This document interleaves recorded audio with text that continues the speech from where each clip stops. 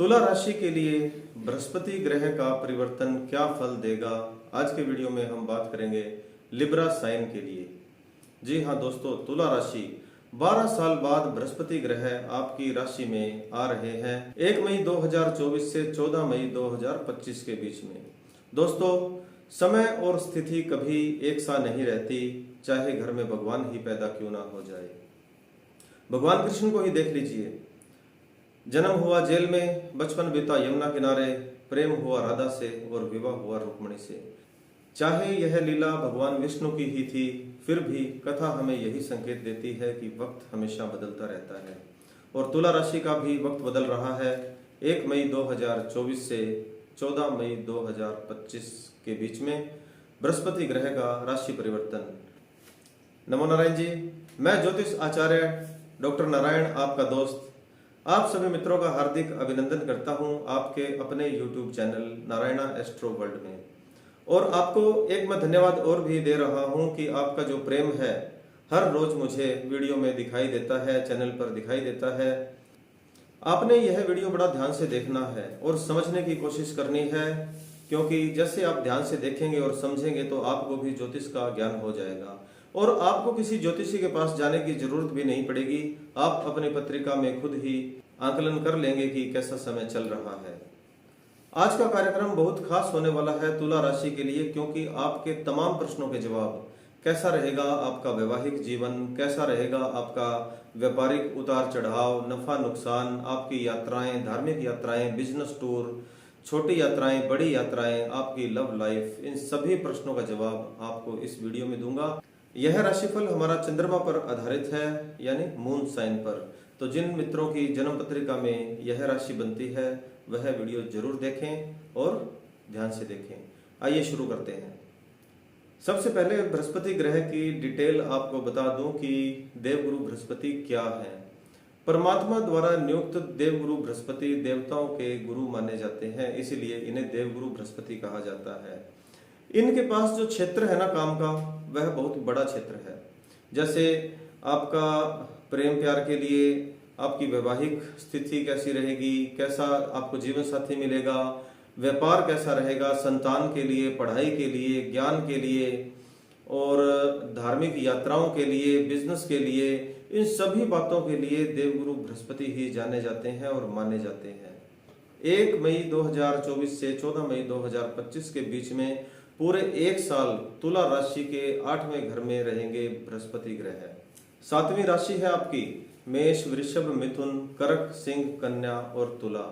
और आपकी राशि से 8वें घर पर देवगुरु बृहस्पति रहेंगे और इनकी जो दृष्टि पड़ रही है वह है 12वें घर पर, दूसरे घर पर और चौथे घर पर।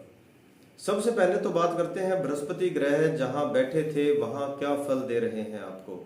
बृहस्पति ग्रह आपके 6th लॉर्ड हैं और 3rd लॉर्ड हैं, तो विपरीत राजयोग बना रहे हैं। जैसे 2023 में आपके लिए जो रास्ते बंद थे, यदि आप शत्रुओं से घिरे थे, कोर्ट कचहरी का चक्कर था, आपको ज्यादा ऐसे चक्कर लगाने पड़ रहे थे, शत्रु आपके बीच में रुकावटें डाल रहे थे, चाहे वह राजनीति का फील्ड हो, चाहे वह किसी और कंपटीशन की बात हो, या कोई आपके शत्रु किसी भी प्रकार के हो, वह आपके रास्ते यहाँ 2024 में मई से खुलने शुरू हो जाएंगे और आपको लाभ मिलेगा। विपरीत राजयोग का मतलब ही होता है कि विपरीत परिस्थितियों से बाहर निकालना और ऊंचाइयों तक ले जाना, रास्ते साफ करना। बृहस्पति ग्रह आपके 8वें घर में आएंगे और दृष्टि पड़ रही है 12वें घर पर। देखिए, शत्रु का घर है, 8वें घर में आएंगे, ज्यादा अच्छा नहीं माना गया 8वां घर। तो आपको मोटापे से संबंधित, पेट से संबंधित, फैट से संबंधित और गैस्ट्रिक प्रॉब्लम है, इन बातों का आपको ध्यान रखना पड़ेगा, क्योंकि दृष्टि कहाँ है, 12वें घर में। और 12वां घर किसका होता है, दवाइयों का होता है, मेडिकल खर्चे का होता है, हॉस्पिटल का होता है। तो इन बातों के लिए आपको थोड़ा सा अवेयर रहना होगा। खाने पीने का ध्यान रखें, योगा, व्यायाम, घूमना फिरना, इन सब बातों के लिए टेंशन फ्री रहना और सभी आपको ऐसा मैनेज करके रखना होगा। 12वें घर पर दृष्टि है, त्रिक भाव बनता है, त्रिक भाव है तो इसका मतलब है कि 12वें घर का मतलब ही यह है कि हॉस्पिटल के खर्चे, फॉरेन टूर, यात्राएं, विदेशी यात्राओं के लिए भी माना जाता है। तो यहाँ यदि आप विदेश में पढ़ना चाहते हैं, विदेश जाना चाहते हैं, आपके विदेश में व्यापार चल रहे हैं, तो आप अप्लाई किया हुआ है तो आपको वहाँ से लाभ होगा विदेश से।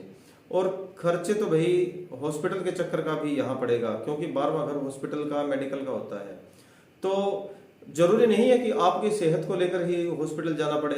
हो सकता है किसी रिश्तेदार के साथ, आस पड़ोस के साथ, पारिवारिक के साथ कुछ न कुछ ऐसे हॉस्पिटल के चक्कर जरूर यहाँ रहेंगे। तो थोड़ा सा आपको अवेयर रहना है, मेडिटेशन करके भगवान का नाम लेकर आप खुश रहने की कोशिश करें। देखिए 12वां घर है जो वह खर्चे का तो माना जाता है, लेकिन बिना वजह के भी खर्चे हैं। यानी आप जानबूझकर करें, किसी चीज को देखकर मन लालच में आ जाना कि यह चीज मैं खरीद लूं, या किसी दूसरे का देखकर भी ऐसा लगे कि यह मैं सामान मेरे पास भी होना चाहिए, यह गाड़ी, स्कूटी, बाइक जो भी है आपको ऐसा लगे, तो बिना वजह के जो खर्चे हैं, जब जरूरत है तो लेना उचित है, लेकिन बिना जरूरत के सामान लेते हैं तो खर्चे बिना वजह के ही माने जाएंगे। अब दृष्टि पड़ती है सेकंड हाउस पर भी। सेकंड हाउस क्या होता है? धन, कुटुंब और वाणी का। देखिए ध्यान से सुनने वाली बात है।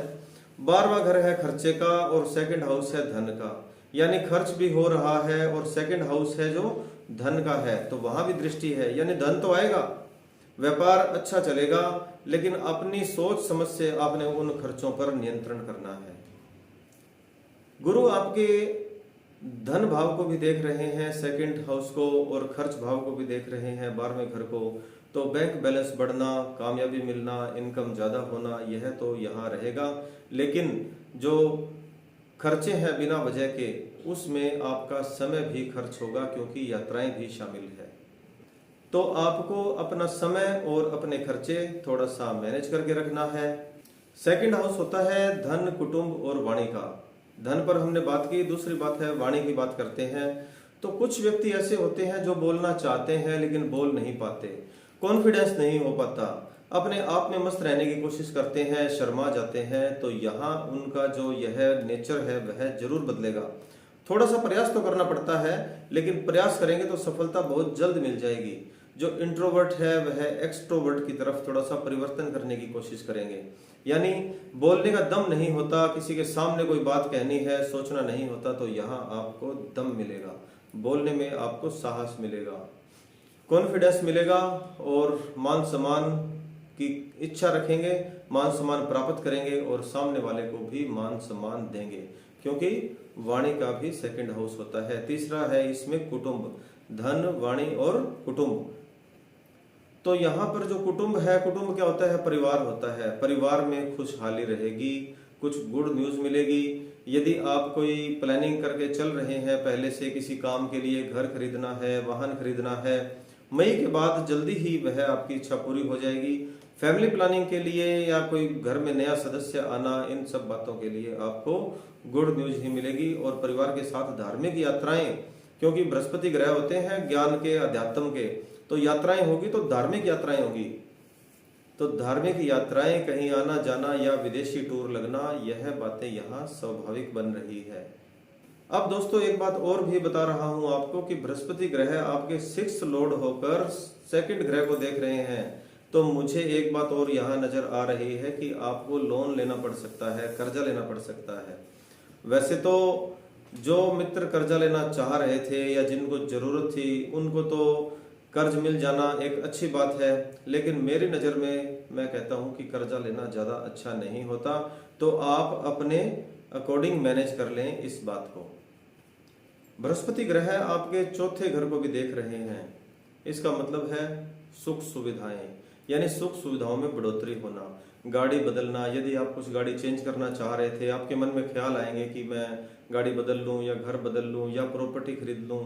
सुख सुविधाओं से रिलेटेड, चाहे घर का रेनोवेशन करवाना हो, नया घर बनाना हो, कुछ लग्जरी आइटम खरीदनी हो, तो आपको विलासिता की तरफ और भोग की तरफ आपका ध्यान बढ़ेगा और आपका मन यहाँ डाइवर्ट होगा कि मैं कुछ इन्वेस्टमेंट करूं या खर्चा करूं। तो वह आपको सुख सुविधाओं की तरफ तो लेकर जाएगा। लेकिन 4था हाउस माता का भी होता है, और माता के लिए यहाँ थोड़ा सा ध्यान रखने वाली बात है उनकी सेहत से रिलेटेड। माइग्रेन होना, सिर दर्द होना, जॉइंट पेन होना, बॉडी पेन होना और दांत की तकलीफ होना, इन बातों का ध्यान रखना है माता के लिए। लेकिन यहाँ आपके माता के साथ जो कनेक्शन है, कनेक्टिविटी है, वह ज़्यादा रहेगी। आपका मिलना जुलना ज़्यादा हो जाएगा। यदि आप दूर रहते हैं तो आपकी बात होगी, मिलना हो जाएगा, आपका प्रेम और ज़्यादा हो जाएगा। कुछ किसी कारणवश आप समय नहीं दे पा रहे थे तो आप समय भी देंगे, आपका प्रेम माता की तरफ बहने लगेगा। लेकिन आपको थोड़ा सा माता की सेहत की तरफ ध्यान देना है और यहाँ खुशखबरी मिलने के चांस हैं वह भी ज़्यादा है। जैसे मैंने आपको पहले कही कि संतान की खुशखबरी और विदेश जाने के योग हैं, तो यहाँ मुझे राहु ग्रह और शनि ग्रह भी यही संकेत दे रहे हैं। 5वें और 6ठे घर में राहु और शनि होने का मतलब यही है कि विदेश यात्राएं, विदेश से पैसा आना और लग्जरी लाइफ हो जाना और संतान की तरफ से कोई खुशखबरी मिलना। चाहे संतान विदेश में ही पैदा हो जाए तो उन्हें वहां की नागरिकता मिल जाना, ऐसी बातें यहाँ मुझे दिखाई दे रही है। अब हम यहाँ कुछ उपायों की बात करेंगे। अचूक उपाय है। कुछ मित्रों को कुछ परेशानी रहती है, तुला राशि वालों को, तो यहाँ उपाय बता रहा हूँ। पहला उपाय है, देखिए बृहस्पति ग्रह का परिवर्तन है तो बृहस्पति ग्रह को और राजी करना है। बीज मंत्र का जाप करें, ओम ग्राम ग्रीम ग्रोम से गुरुवे नमः। 108 बार हर रोज आप यह एक माला जाप कर लें। 1 साल तक के लिए आप इसको चालू रखें, अच्छा फल देंगे आपको। दूसरी बात, हल्दी का तिलक लगाना है और धूप में बैठकर हनुमान चालीसा का पाठ करना है। एक उपाय और है आसान सा, कि रोटी के दोनों तरफ सरसों का तेल लगाकर आपने गाय को खिलानी है। हर रोज एक रोटी गाय को दे दिया करें, देखना फिर कितना लाभ मिलेगा। आज के वीडियो में हम इतनी ही बात करेंगे। कैसा लगा आपको यह वीडियो कमेंट में जरूर बताइएगा और यह वीडियो अपने मित्रों को ज़्यादा से ज़्यादा शेयर करें, चैनल को सब्सक्राइब करें और बेल आइकन का बटन भी दबा दें ताकि कोई इम्पोर्टेंट वीडियो देखने से रह ना जाए। जय जय नमो नारायण जी, जय श्री राधे कृष्ण।